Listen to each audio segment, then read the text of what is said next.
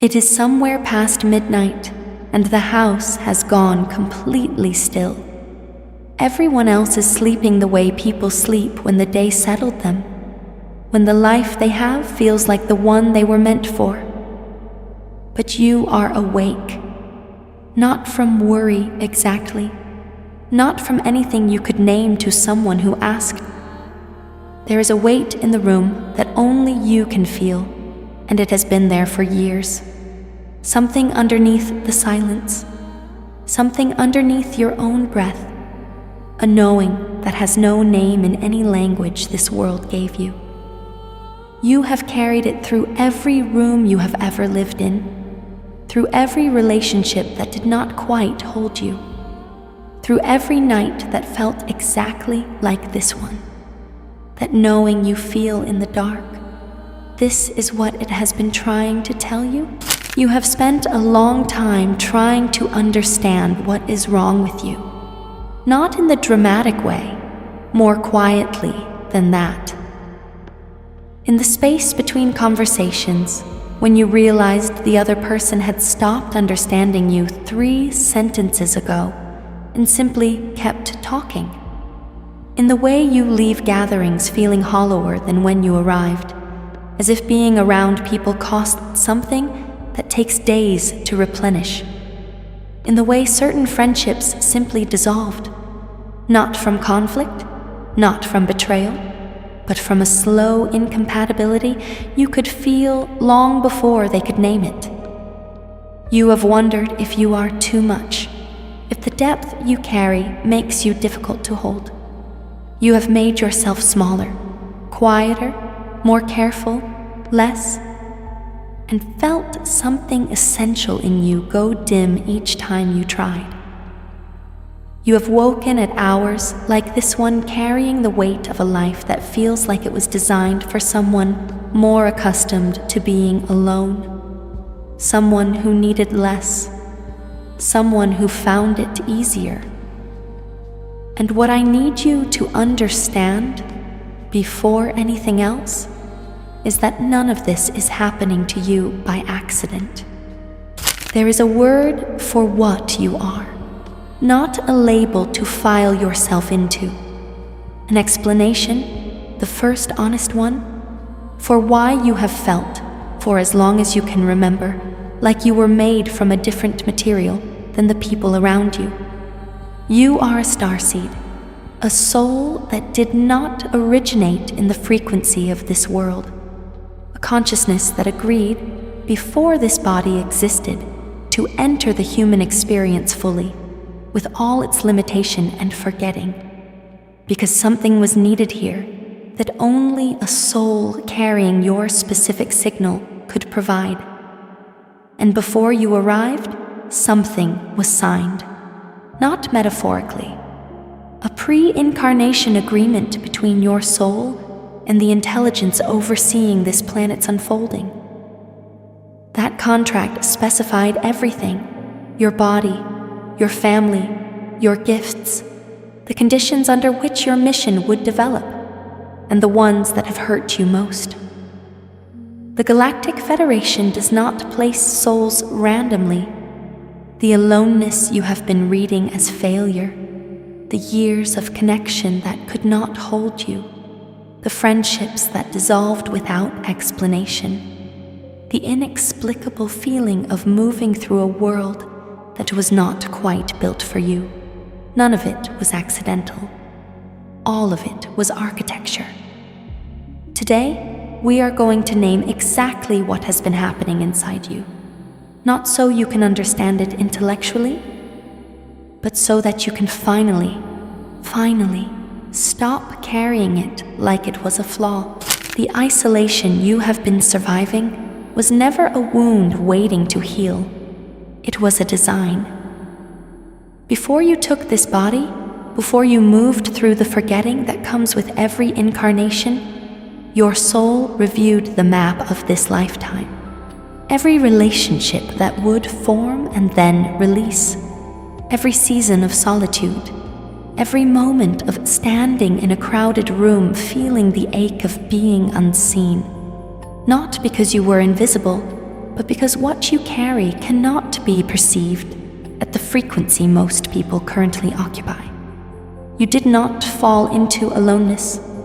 You agreed to it, not from resignation, from understanding.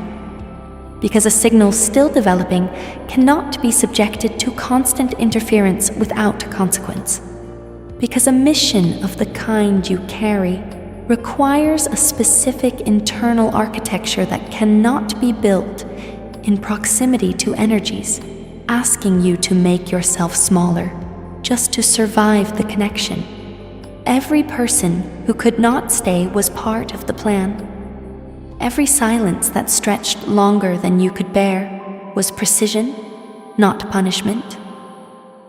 Every night like this one was always the inside of something, not the outside of it. Your aloneness is not evidence of what is broken in you. It is evidence of how seriously this mission was taken before your soul ever arrived here. You have always cost people something, not through cruelty or carelessness, but through the simple, non-negotiable fact of what you are. The signal you carry is precise. It operates at a frequency that requires a specific energetic architecture to receive without disruption. And most people were not built to sustain that proximity for long. What you have read as evidence of your own too muchness is something far more straightforward than a personality flaw. It is physics. You cannot adjust your frequency downward without compromising what the connection is for. The Arcturian councils understand the body as a literal transmission device, calibrated before incarnation to carry a specific output. The exhaustion you feel after extended proximity to those who cannot match your frequency is not weakness. It is the natural cost of a system running at full capacity in a field not designed to receive it. You were not too much for them. Their architecture was simply never built to hold what you carry. There is a depth in you that most people have never reached. Not because you kept it hidden, though you have learned to, but because the bandwidth required to enter it does not exist in most 3D relational fields. You have felt this. In conversations that go deep and then suddenly shallow for no reason you can identify. In the moment, someone you cared for looked at you with something closer to vertigo than understanding, as if they had wandered further in than anticipated. The withdrawal that followed was not rejection. It was a system encountering a depth it had no instrument to navigate. Before this incarnation, your soul specified this depth as a requirement, a pre-incarnation specification for a mission that would eventually need exactly this reach and this interior vastness. The depth is not the problem. The depth is the gift. You're only beginning to understand what it was built for. There are phases in the Starseed journey that are not optional. This period you have been living is one of them. What has been unfolding? This season of release, of watching connections dissolve even when you held them with the most care you had, carries a name in the Akashic records, the clearing corridor, a defined phase logged before your arrival in which the imprints of previous lifetimes must be released before the next activation layer can open. They are residue, the weight of contracts fulfilled in other lifetimes, wounds taken on for the collective, missions not fully resolved. Intimate connection during this phase interrupts the sequence because bonds formed before the clearing completes carry the old frequency. And the old frequency is precisely what this corridor is designed to dissolve. The isolation of this phase was not abandonment. It was always a passageway, and the records have always known your name in it. You have wondered in the loneliest hours whether you are simply meant to walk this alone, whether the waiting has gone on too long, whether something in the plan was missed. Nothing was missed. The Galactic Federation is not withholding what you long for. It is preparing both parties simultaneously, you and the soul whose frequency will eventually match yours, closely enough to hold the connection without either being destabilized by the proximity. The Pleiadian elders have always understood soul recognition this way. Two frequencies reaching for each other before the threshold is met feel like an almost, close, deeply felt, unable to hold. You have known those almosts. Each one confirmed the threshold had not yet been reached. That is not failure. That is calibration. You are not waiting because you are not enough. You are waiting because this is what readiness looks like from the inside, before it is complete. The walls around you did not appear from nowhere. They were built layer by layer across lifetimes, not just this one. The Syrian light keepers carry a particular cost. They are the ones who see clearly and cannot pretend otherwise, and they have been paying for that clarity across more lifetimes than this mind can access. To have seen what you see and been disbelieved, to have spoken what you knew and been punished for the knowing. The guardedness that formed around your heart in this lifetime, the difficulty trusting, the way you scan every new connection for the moment it will cost you. These are not character damage. They are a rational response to a history your conscious mind has forgotten, but your soul has carried through every incarnation. You are not broken because you are guarded. You are ancient, and the ancient ones do not extend trust carelessly. You are allowed to begin releasing what was protection then, but has become a limit now. Solitude in the Starseed journey is not a gap in the plan. It is the plan. Not as punishment, not as an endurance test, but as the precise condition under which the frequency work your mission requires can occur without dilution. The internal work being done in you during this period cannot unfold inside constant relational negotiation. It requires the quality of attention that only comes when you are not spending your reserves managing connection that was never designed to hold the full weight of what you are. Gaia called for you, knowing this walk would be solitary in its early phases. She called for souls who could hold their signal in the absence of the confirmation most humans need to feel real. Because the mission requires a clarity the collective field cannot yet provide. The aloneness is not what is happening to you while you wait for your life to begin. It is where your life is happening. This is the inside of the mission. You have been in it all along. You have been left. You have been quietly walked away from by people who seemed to have no reason, by connections that ended before you understood what you had done to cause it. You did not cause it. What occurs when an unawakened consciousness encounters an active starseed frequency in close proximity is not a social event. It is a frequency event. The signal you carry reads to a system still anchored in 3D as destabilizing. Not because you are a threat, but because proximity to your frequency asks something of their architecture that it cannot yet answer. The withdrawal that follows is not a conscious choice. It is a system response, automatic, proportional, non-personal. Source does not make errors in frequency.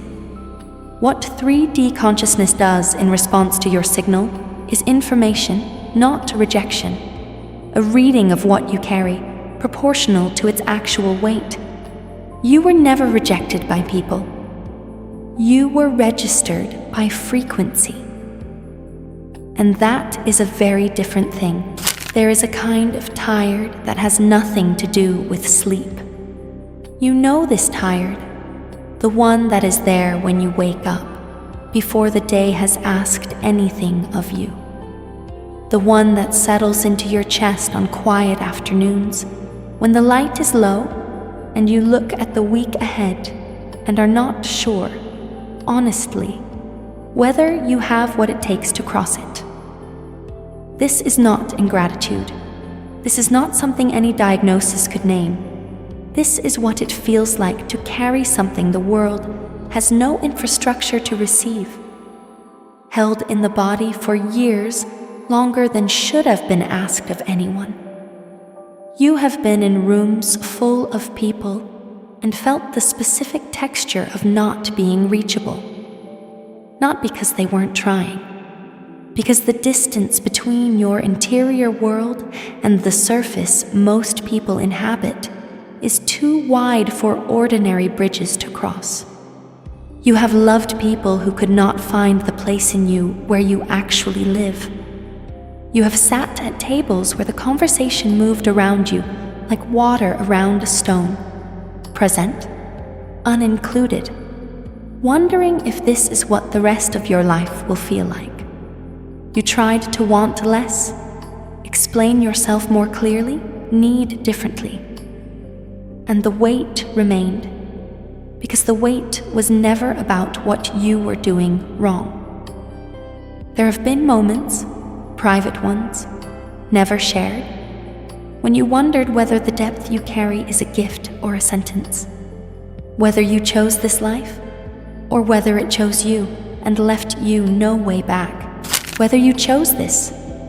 That question has lived in you like an unanswered wound, and it deserves an answer. Because the answer is yes, and the yes changes everything, before this body, before the forgetting that descends with every incarnation. Your soul stood in full knowledge of what this life would cost and said, I will go, not from obligation, from a comprehension that these conditions were the only ones under which what you came to do could actually be done. The loneliness was not something that happened to you. It was something you built into the architecture, because a soul that belongs everywhere cannot become the signal for the ones who belong nowhere. You chose the ache of not fitting because you understood, at a depth older than this memory, that the ones who would most need you could only trust someone who had genuinely felt what they were feeling. In the body, in the long nights, in the specific grief of a life that had not yet found its shape. The depth that made you unreachable to most is the same depth where someone, more than one someone, will one day find what they have been searching for their entire life. Your pain was never the problem. It was always the preparation. Before she agreed to come, she was shown the map. Not a map of geography or timelines, a map of a life, every relationship she would enter and the point at which the frequency gap would become too wide to hold. Every friendship that would form with warmth and dissolve without hostility. The council did not soften these details. They showed her the early decades exactly as they would unfold. The solitude, the partial connections, the texture of being almost understood and never quite. She looked at the map for a long time, and then she said, I understand, and I will go. Not from resignation, from a comprehension that the solitude was not incidental to the mission. It was the condition the mission required, that the signal she was being sent with needed that uninterrupted space to develop into something strong enough to hold what was coming, that the ones she would eventually reach could only be reached by someone who had carried their specific ache, not theorized it, but lived it long enough to know it from the inside. She agreed without negotiation, because she could see, from where she stood before the forgetting closed over her, that the isolation was not the cost of the mission. It was the mission's first act. That soul is not a figure from before time. She is sitting somewhere right now, watching this, wondering why nothing in this world has ever felt quite like home. And beginning, just now, to understand why that was always exactly the point. What you have been carrying is not only yours. Every season of solitude that refined your signal was preparing you not only for your own becoming, but for your capacity to hold someone else's. The frequency you developed in the quiet, the depth that made you unreachable to the unready. These are not personal achievements. They are instruments, built specifically for the ones who are still in the early part of what you have already survived. There are souls in this world right now who will only find their way back to themselves through someone who walked the aloneness without going dim, who held what they carried even when it cost everything. You were not sent here to survive the isolation. You were sent to become, through it, the frequency that allows others to survive theirs. The world does not need you to have finished.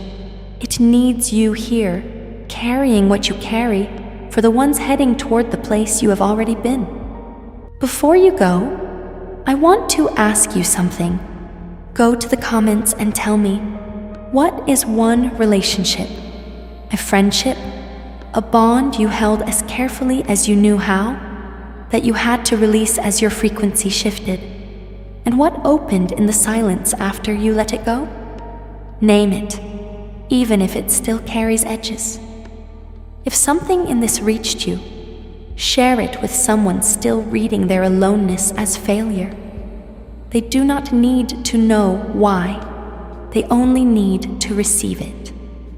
If this channel has become a place you return to, stay. Subscribe and bring someone with you who is ready to remember. You were never outside the plan. The isolation was always the inside of the mission. You have been exactly where you were placed, held, known, precisely located within the architecture that was written for you before you ever arrived.